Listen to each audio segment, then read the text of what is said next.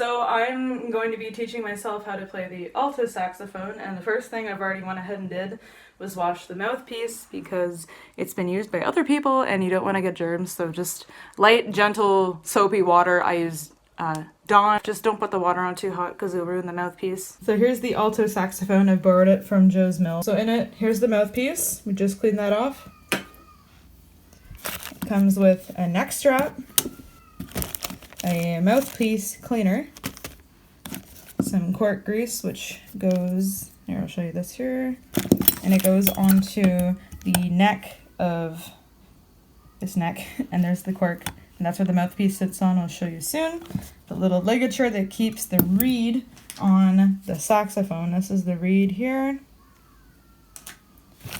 And there's a little mouthpiece cover which goes on top of the mouthpiece when you're not using it so it doesn't get dented. If you get it dented, it may not work. And this is the cleaning cloth which will be used at the end. So most saxophones, there's a little bumper thing in here, and when you pick it up, just be gentle with the keys, you don't want to mess them up. There's a little thumb key down at the bottom, so I've got my phone in my right hand, so your thumb from your right hand will go underneath here. Where is it? Sorry, up here. And then your other left hand thumb will sit up here. Now this piece is going to require two hands, so I'm going to turn the camera around. Inside the saxophone, there is this big puffy thing. There we go, it's going to cooperate with me this time. And it's used when you're not playing, so it captures all that extra moisture because there's a little cleaning cloth and sometimes it doesn't quite get everything, so it's just good for storage because there's nowhere else to put it in the case. I don't know the technical term for it, but I will soon. But yeah, right now we're going to call it the giant puffy thing that goes inside the saxophone. Inside of the sax case, there is a neck strap with a little clip, and on the back of the saxophone, there is a little ring hole. So I'm gonna go ahead and attach that on there. And that goes on like this. And don't always trust the neck strap. You could potentially drop the sax. And it looks like the strap is a bit too long. The mouthpiece isn't on yet. And I can already tell that it's gonna be like down to here. So that's gonna prevent it's going to include more neck problems. So I'm just gonna go ahead and fix it now and bring it to an adjustable height. Then we'll go ahead and attach the mouthpiece onto the saxophone. This looks a little bit better. This is it here. It's like a little gooseneck. Oh, and on here, there's a little peg. I think it's for the octave key. Yes, that's the octave key on the back. That part there. So you want this part where it pops up here, and I don't know the technical name for it yet because we are still learning and this is only day one. But that piece has to connect over top of that, so when you hit the octave key, it moves with it. And you'll have stuff happening.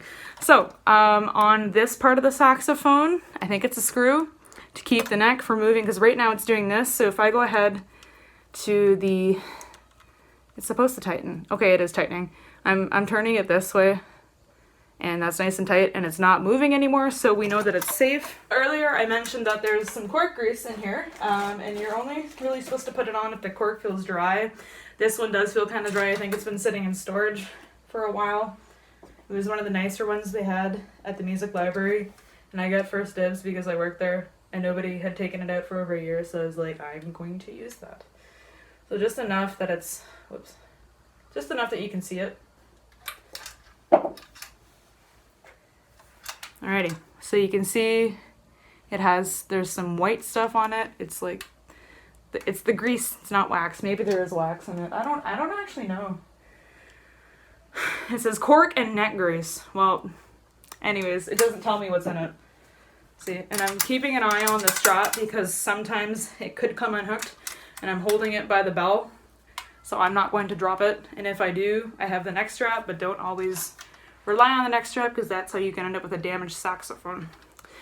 So now that it's all greased up, this is tightened in place, it's not going to move.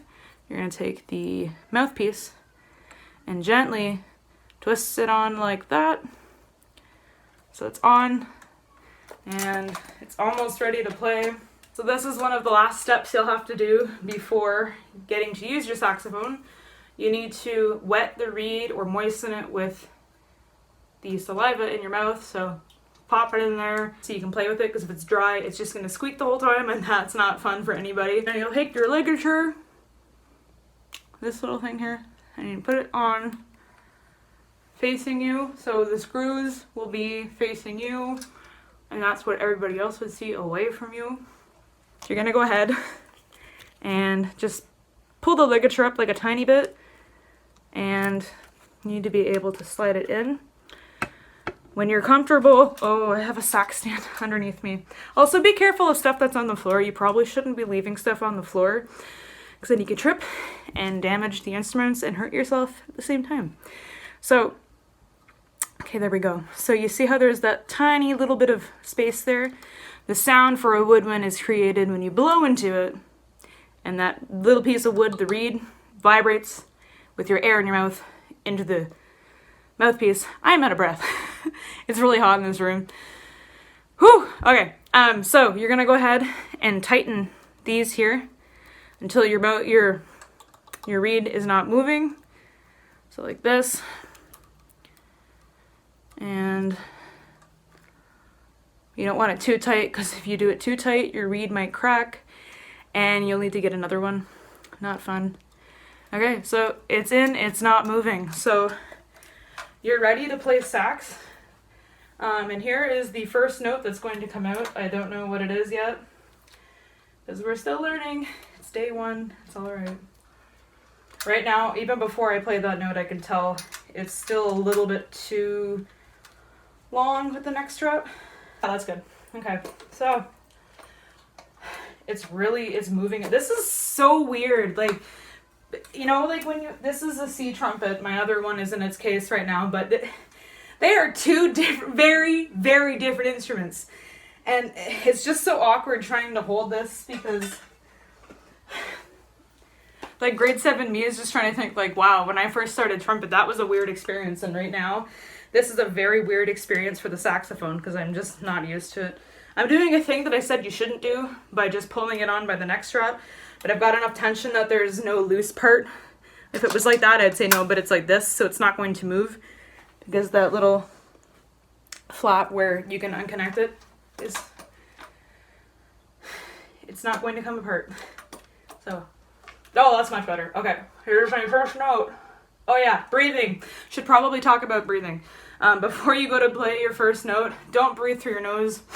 You're not gonna be able to use your full lung capacity. So instead, you breathe in through your mouth and you go, maybe not quite like that, but more so you're using more of your air. So I'm gonna go ahead, get it ready.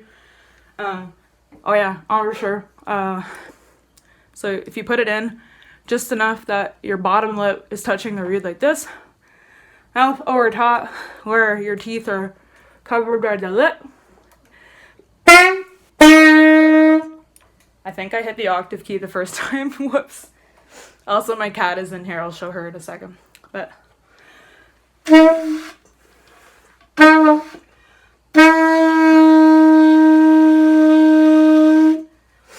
not sure what note that is. I do not have perfect pitch. But luckily, I have a snark, which is a nice tuner that I just bought a little while ago.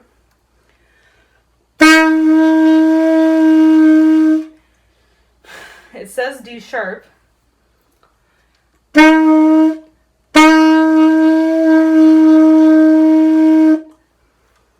So that doesn't really mean anything to me, because D sharp on the first note. Also, the method I'm using is the Bruce Pearson Standard of Excellence. There's a fingering chart in the back, and it was an open note. I didn't hold anything down. Okay, that does kind of make sense. But then thinking about transposition, I don't know, because D sharp usually has all of them down plus the bottom key and the octave key. But the closest note that it would have been was C sharp, but this is an E flat instrument, not a B flat instrument, so I'm not sure. We'll figure that out at some point. I'm going to set this down and let the cat out and figure out what note that was. This is Mia. She's one of my free cats. and she enjoys music, right, Nia? Yeah. So one big thing I'm noticing is very difficult is the embouchure, because I'm used to playing trumpet where you're like, and it's like, you still have like all the muscles being used with the face. My problem is I think I'm playing with too much, I don't want to say attention, but too much strength, and I need to loosen a bit more, where usually the lips are kind of like pursed like that, but the saxophone, the jaw needs to kind of drop a little bit. I'll try and demonstrate. So the big difference with a saxophone and a trumpet, that's the trumpet mouthpiece, and usually you go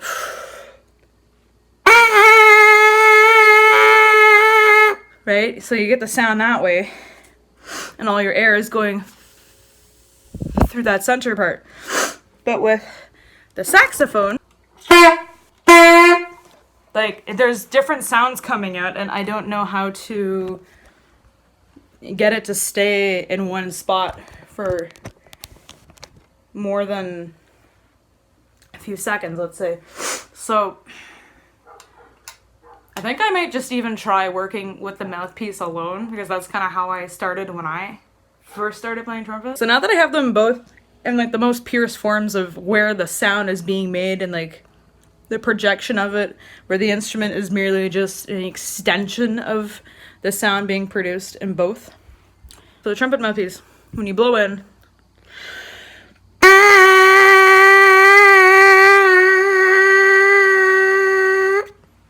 so it's kind of got, I'm going to try and keep that, or it's like your teeth are just kind of sitting there. With the saxophone, when you blow in, you like the lower jaw has to come out a little bit, because if I play with just my teeth, it sounds like you stepped on a dog's tail and he's not too happy with you and he's pretty upset. So if we play with the bottom lip coming on top of your teeth like that, or lower the jaw, like instead of when you're playing trumpet, like lower the jaw, cut the heat, and go like that.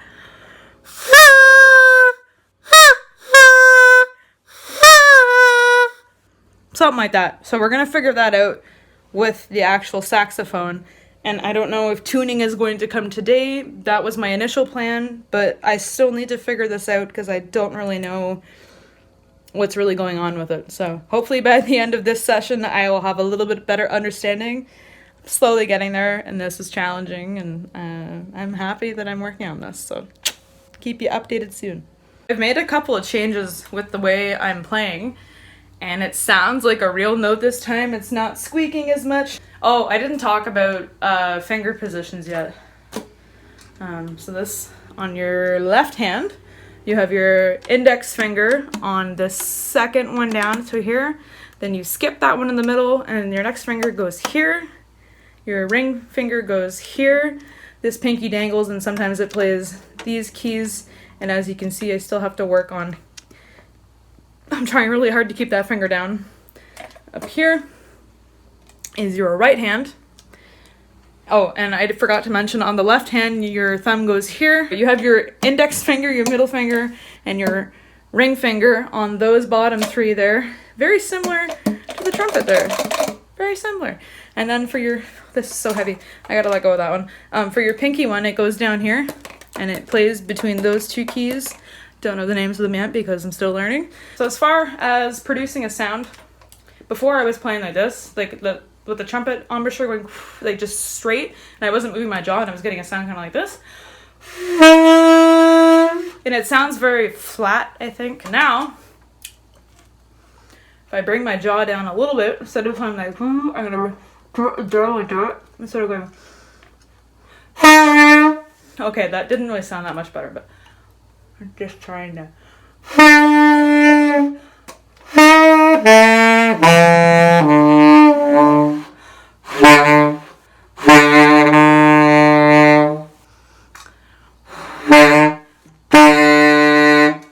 Puffy cheeks.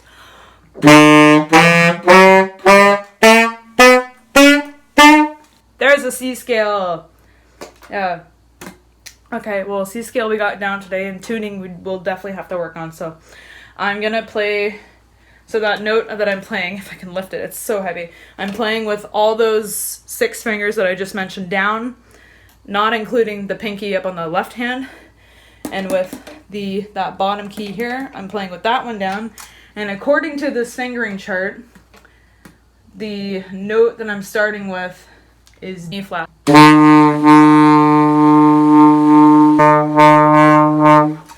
Gotta work on the tuning, but that's it. So I started here, I'm gonna take the pinky finger off, and that's the next note, which is a D.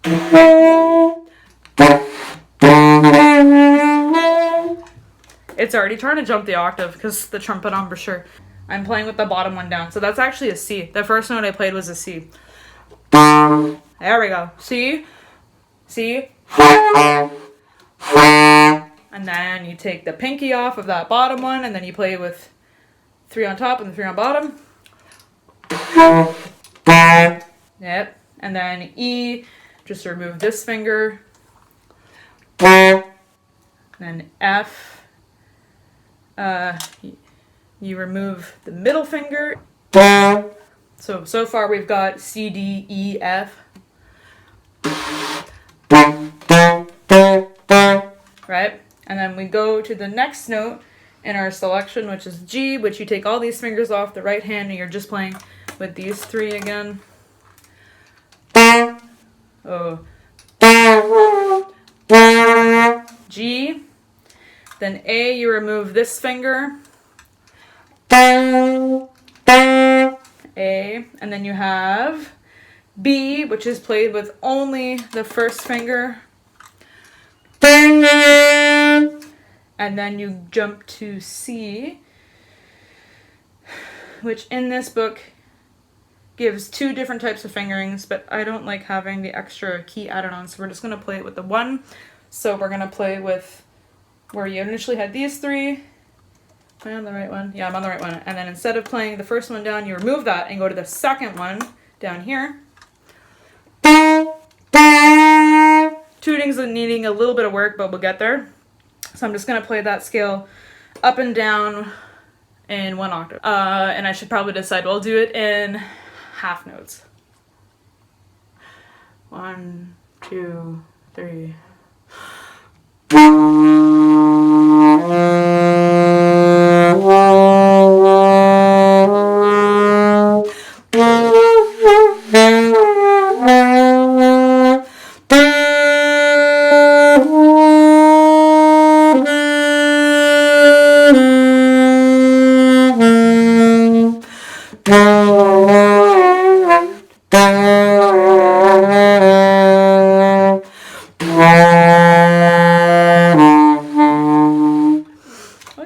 Incredibly difficult to keep just the note even staying. It just my whole mouth was like the whole time. Whereas trumpet, like if it's very loose here and I'm trying to loosen up as much as I can, but trumpet, it's like you gotta keep it tight there, and I'm trying to loosen it to accommodate for my jaw being so low. It's really difficult. So yeah, I think I'm gonna try playing those notes again through, and I'll use a tuner to see if I can adjust the pitch on it. I've tried to play the note for the low one that has all the 6 down plus the pinky key on that bottom one, and the name of it, it doesn't have it on here. I'm gonna have to look it up, but the key that I press down is right here of these 2, but I'm playing the bottom one. And I know in the fingering chart, it tells me that that note is a C, but my tutor's telling me that it's a D. Which is funny, because it's an E flat instrument, right? And when you play a trumpet, like if you played a C, it would tell you that it is a B flat, which makes sense because it's a 1-step transposing. So I'm not entirely sure how that works, but we're gonna go with it. I guess I have to accommodate for a whole step up for the note that I'm playing. So if I try playing,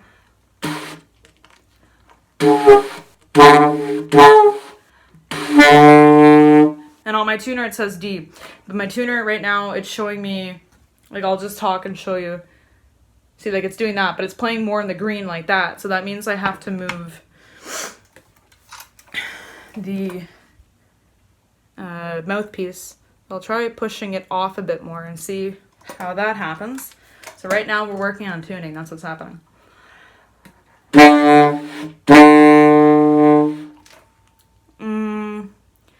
I think red means sharp and green means flat, and it's still pretty flat. So I'm going to push it on as much as possible. Let's see if that changes anything. Yeah, now I'm playing sharp, so that's too much. So I'm going to pull a little bit more towards me off of it.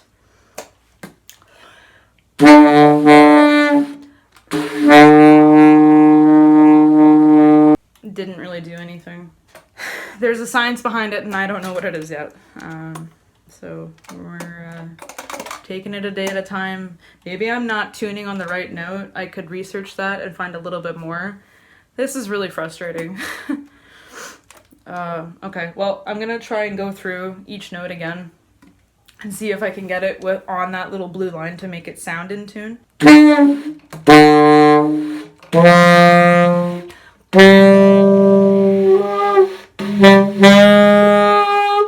That note really wants to have more jaw flexibility, and a point that if I put too much air, it's literally playing the overtone of it, the octave up. So like if I do it again.